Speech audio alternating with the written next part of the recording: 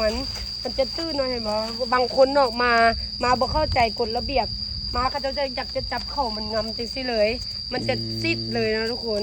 ให้ลูกเฮาค่อยๆลิ้นน้ำมันค่อยๆลูบจังซี่ก็ได้นี่ มันให้จับให้ลิ้นอยู่แล้วเนี่ยก็จำเป็นต้องย่างไปหามันเห็นบ่สังเกตเบิ่งมันย่างมาหาเขาเองเราต้องโยนหัวอาหารให้มันเนาะแล้วมันมา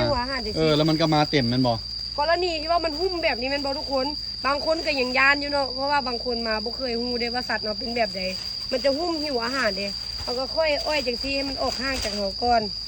แล้วมันก็ไปกินโฟกัสไปกินอยู่พื้นพุ่นแล้วมันก็บ่หุ้มเฮาเห็นบ่โอ้เดี๋ยวมันบ่หุ้มเนาะแม่นดิหรือว่ามันก็กินมันก็ขย่อยมาอีหลีเด้มันขย่อยมาหาเจ้าอีหลีคันกาว่าตัวใดที่ว่ายังบ่ทันมาเขาก็ดึกให้มันให้มันเห็นหัวให้หัวดึกแบบซะเนาะแม่นโอ้บ่ต้องห่วงอาหารนะทุกคนเดี๋ยวมันก็ค่อยๆมาหาเฮากันบ่อันนั้นก็ต้องซื้อเพิ่มเนาะแม่นต้องซื้อเพิ่มเปอร์เซ็นต์เฮาก็บ่ได้สัม